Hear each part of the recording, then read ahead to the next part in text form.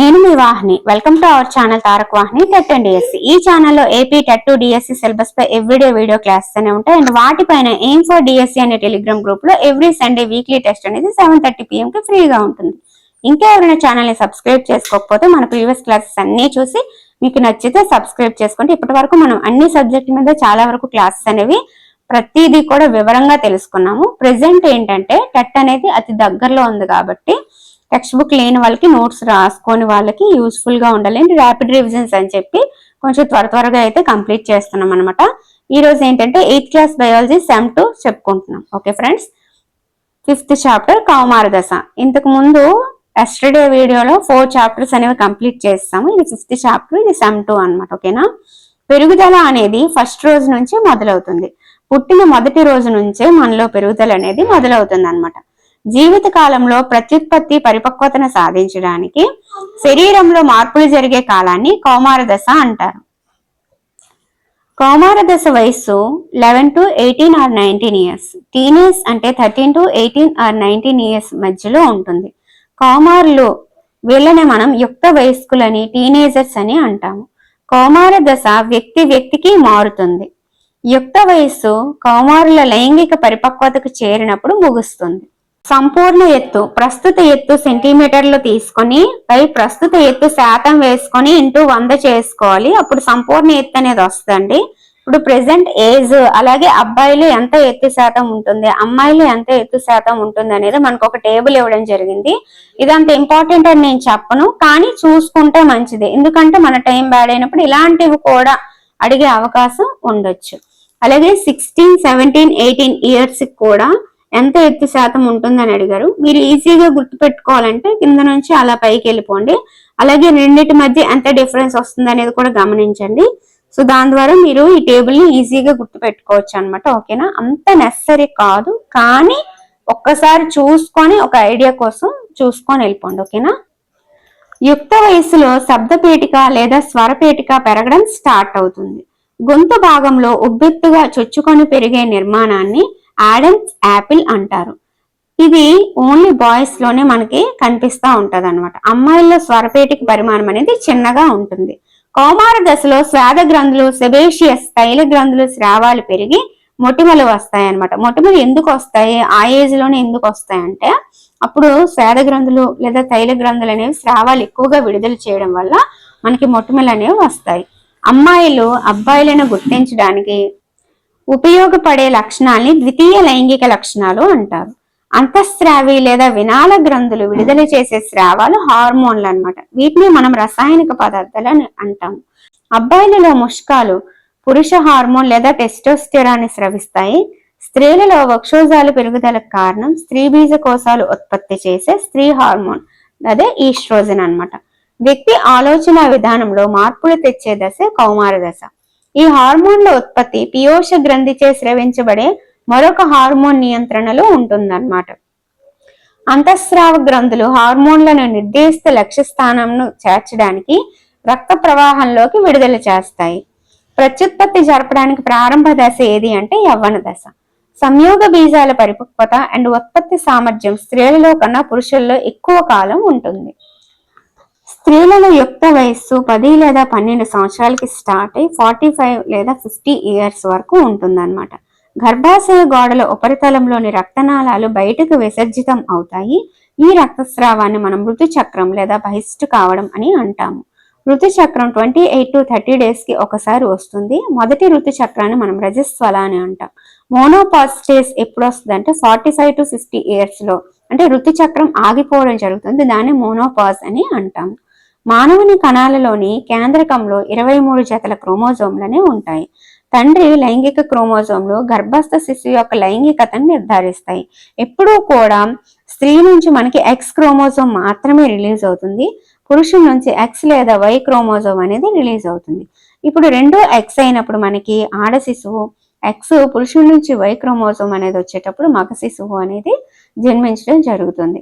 X వైని అల్లోజోమ్లు లేదా లైంగిక క్రోమోజోమ్లు అని అంటారు. అండంలో కేవలం ఎక్స్, శుక్రకణంలో అయితే ఎక్స్ లేదా వై అనేది ఉంటుంది. థైరాయిడ్ గ్రంథి థైరాక్సిన్ హార్మోన్ తక్కువగా ఉంటే మనకి గైటర్ అనేది వస్తుంది అనమాట. క్లోమ గ్రంథిలో విడుదల చేసే ఇన్సులిన్ అనేది తక్కువగా ఉంటే మనకి మధుమేహం వస్తుంది. ఇలా కిందకి యారో పెట్టానంటే అది తక్కువ కావడం వల్ల ఈ వ్యాధి వస్తుంది అని. ఏ గ్రంథి ఆ హార్మోన్ ని విడుదల చేస్తుంది అనేది పక్కన రాశాను, కన్ఫ్యూజ్ అవ్వదు. ఓకే, పీయూష గ్రంథి పెరుగుదల హార్మోను, అధివృక్క గ్రంథి adrenaline.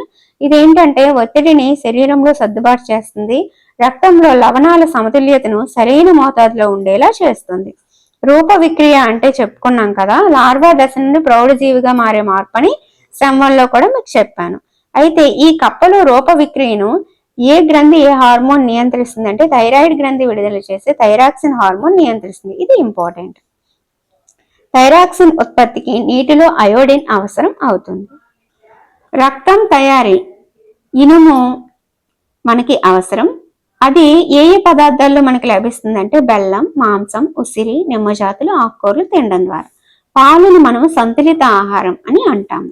Sanitary napkin 4 to 5 hours ఒకసారి మార్చుకోవాలి. హెచ్ఐవి వైరస్ మ్యారేజ్ స్త్రీకి అయితే 18 years, పురుషులకి అయితే 21 years. మెదటికి అంటిపెట్టుకుని ఉండే గ్రంథిని పీయూష గ్రంథి అంటాం. ఎయిడ్స్ సోకిన తల్లి నుండి శిశువుకు పాల ద్వారా వ్యాప్తి చెందుతుంది.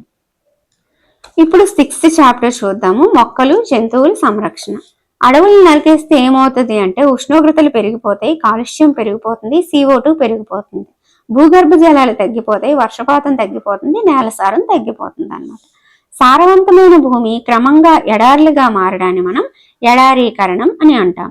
జీవావరణం అంటే జీవరాశులు ఉన్న భూభాగం, జీవులకి ప్రాణాధారంగా ఉన్న భాగం, దాన్ని జీవావరణం అంటారు. ఇప్పుడు భరత్పూర్ అనే పక్షుల సంరక్షణ కేంద్రం ఎక్కడ ఉందంటే రాజస్థాన్ లో ఉంది.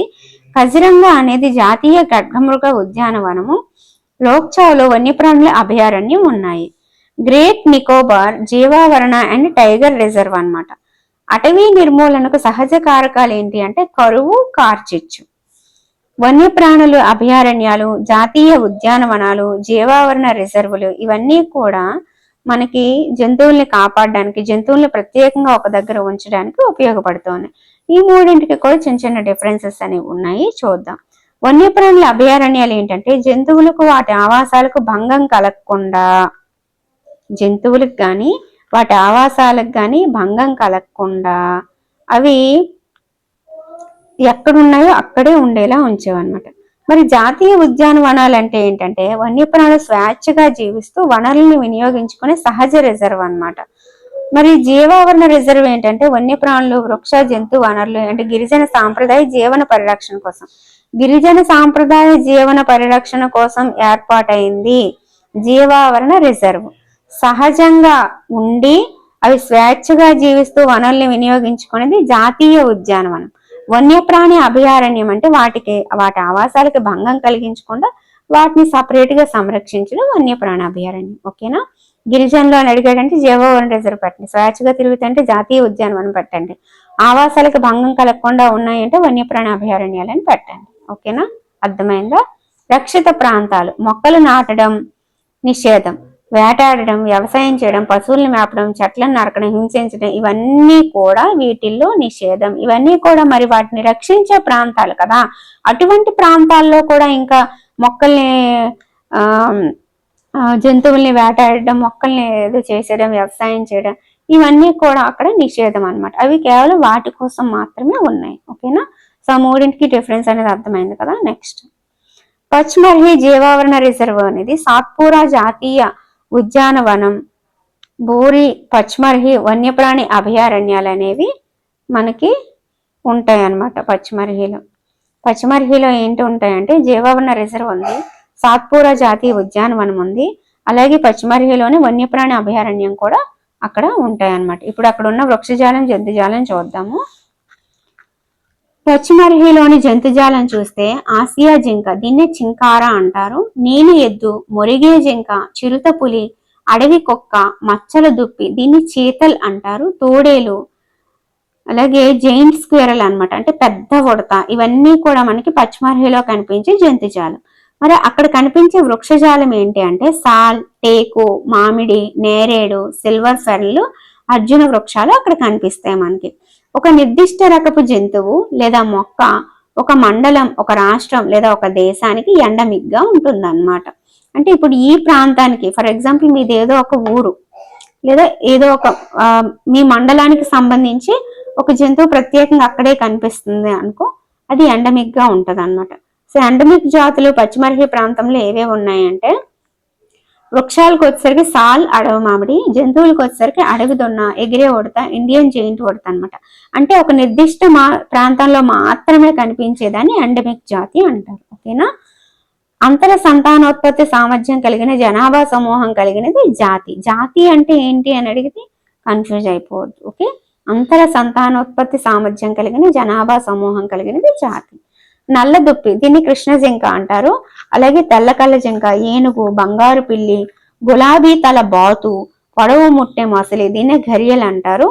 చిత్తడి నేల మొసలి, కొండ చిలువ, ఖడ్గమృగం, ఇవి వన్యప్రాణి అభయారణ్యంలో సంరక్షించబడుతూనే ఉంటాయి. అక్కడ పశ్చిమర్హిలో.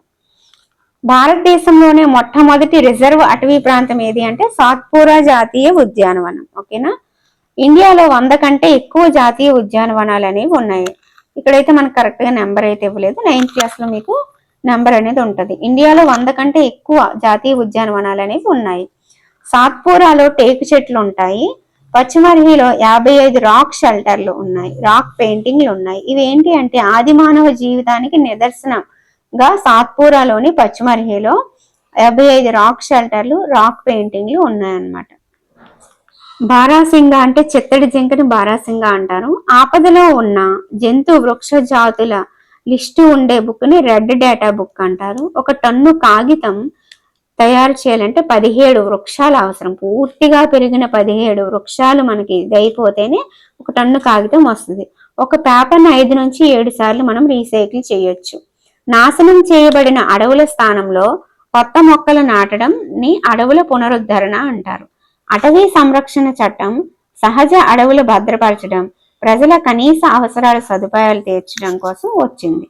సైబీరియన్ కొంగలు రష్యాలోని సైబీరియా నుండి రాజస్థాన్లోని భరత్పూర్, హర్యానాలోని సుల్తాన్పూర్ ప్రాంతాలకి వలస వస్తాయన్నమాట. పక్షుల దిశను కనుక్కోవడానికి భూమి అయస్కాంత క్షేత్రాన్ని యూజ్ చేసుకుంటాయి. 15,000 కిలోమీటర్ల వరకు అవి ప్రయాణిస్తాయి అన్నమాట. ఒక ప్రాంతంలో ఉండే వివిధ రకాల మొక్కలు, సూక్ష్మజీవులు, జంతువుల్ని కలిపి జీవ వైవిధ్యం అంటాము. ప్రపంచంలోని అడవి పులుల్లో 50% పైగా ఇండియాలోనే ఉన్నాయి. 65% ఆసియా ఏనుగులు, 85% ఒక కొమ్ము గల ఖడ్గమృగాలు, 100% ఆసియా సింహాలనే ఉన్నాయి. ప్రపంచంలోని 12 స్థూల జీవావరణ దేశాల జాబితాలో ఇండియా 6th ప్లేస్ లో ఉంది. ప్రపంచంలో 34 జీవ వైవిధ్య హాట్స్పాట్లలో ఇండియాలోనే 2 ఉన్నాయి. ప్రపంచంలో 34 ఉంటే ఇండియాలో 2 ఉన్నాయి. అవేంటి అంటే తూర్పు హిమాలయాలు, పశ్చిమ కనుమలు. ఓకే. ప్రపంచంలో ముప్పు వాటిల్లుతున్న జాతుల్లో ఇండియాలో మనకి 172 ఉన్నాయి అనమాట. ఇది టోటల్ రేషియోలో 2.9% అనమాట. 172లో తూర్పు హిమాలయాల్లో హాట్స్పాట్లు 163 ఉన్నాయి. అంటే మొత్తం ప్రపంచంలో ముప్పు వాటిల్లుతున్న జాతుల్లో ఇండియాలో 172 ఉంటే ఆ 172లో తూర్పు హిమాలయాల్లోని 163 ఉన్నాయి. ఓకేనా. బెంగాల్ ఫాక్స్, మార్బుల్డ్ పిల్లి, ఆసియా సింహం, ఆసియా అడవి గాడిద, భారతీయ ఏనుగు, భారతీయ ఖడ్గమృగం, ఆసియా అడవి నీటి దొన్న ప్రపంచంలో ఉన్న జంతువుల్లో ఆసియా ఖండంలోని కొన్ని అరుదైనవి ఇండియాలో ఉన్నాయన్నమాట. ఓకే. ఇప్పుడు మనం 7th చాప్టర్కి వచ్చేసాము. వాయు కాలుష్యం. 78% నత్రజని అనేది గాలిలో ఉంటుంది, 21% ఆక్సిజన్ ఉంటుంది. సహజ కారణాలు కార్చిచ్చు, అగ్నిపర్వతాలు. కాలుష్యానికి కారణాలు సహజంగా ఏంటంటే కార్చిచ్చు, అగ్నిపర్వతాలు. వాహనాల నుంచి CO2, CO, నైట్రోజన్ ఆక్సైడ్లు, పొగ, ఇవన్నీ కూడా వెలువడతాయి. పెట్రోలు, డీజిల్ వంటి ఇంధనాలు పాక్షికంగా మండించడం వల్ల కార్బన్ మోనాక్సైడ్ వస్తుంది. ఇది విషవాయువు, దీన్ని CO అని అంటాము. CO రక్తం యొక్క ఆక్సిజన్ వాహక సామర్థ్యాన్ని తగ్గించేస్తుంది అనమాట. పొగమంచు, నైట్రోజన్ ఆక్సైడ్లు, వాయు కాలుష్య కారకాల మిశ్రమాన్ని మనం పొగమంచు అంటాము. చమురు శుద్ధి కర్మాగారాల నుంచి SO2, NO2 వస్తుంది అనమాట. సల్ఫర్ డయాక్సైడ్, నైట్రోజన్ డయాక్సైడ్లు వస్తాయి. విద్యుత్ ఉత్పత్తి కేంద్రాల నుంచి SO2తో పాటు బూడిద వంటి రేణువులు కూడా వస్తాయి. ఈ SO2 వలన ఏంటి సమస్య అంటే శ్వాసకోశ, ఊపిరితిత్తుల సమస్యలు అనేవి వస్తాయి. క్లోరోఫ్లోరో కార్బన్లు ఫ్రిడ్జ్, AC, ఏరోసోల్ స్ప్రే నుంచి వస్తాయి అనమాట. ఈ క్లోరోఫ్లోరో కార్బన్స్ వల్ల ఓజోన్ అనేది దెబ్బతింటుంది. మోటార్ వాహనాలు చిన్న రేణువులు వస్తాయి అన్నమాట మోటార్ వాహనాల నుంచి. ఆ చిన్న రేణువులు దేనికి ఎఫెక్ట్ అవుతాయి అంటే కంటి చూపుని తగ్గిస్తాయి. గాలిని కలుషితం చేసే రేణురూప కాలుష్యకాలు బూడిద, ఉక్కు తయారీ, ఖనిజాల త్రవ్వకంలో సూక్ష్మ రేణువులు అనేవి వస్తాయి. తాజ్ మహల్ ఆగ్రాలో ఉంది. ఇది ఎందుకు పాడైపోయింది అంటే రబ్బర్ ప్రాసెసింగ్, ఆటోమొబైల్, రసాయన పరిశ్రమలు, మధుర చమురు శుద్ధి కర్మాగారం, వీటి వల్ల SO2 NO2 రిలీజ్ అవుతుంది అనమాట. వీటన్నింటి వల్ల తాజ్ మహల్ దగ్గర. అయితే ఆ SO2 NO2 అనేవి వాతావరణంలోని నీటి ఆవిరితో చర్య పొంది SO2 అనేది మళ్ళీ నీటి ఆవిరితో చర్య జరిపి SO3గా, NO2 అనేది నీటి ఆవిరితో చర్య జరిపి NO3గా మారి వర్షంతో కలిసిపోయి ఆమ్ల వర్షంగా పడుతుంది. ఈ ఆమ్ల వర్షం ఏం చేస్తుందంటే పాలరాయి పొర నాశనం చేసేసి దాన్ని రంగు మార్చేస్తుంది అనమాట. దాన్ని మనం మార్బుల్ క్యాన్సర్ అని అంటాం. ఆమ్ల వర్షం వల్ల పాలరాయి పొర నాశనం అవ్వడం మార్బుల్ క్యాన్సర్. మధుర చమురు శుద్ధి కర్మాగారం వల్ల వచ్చే మసి రేణురూప కలుషితాలు పాలరాయిని పసుపు రంగులోకి మార్చేస్తున్నాయి.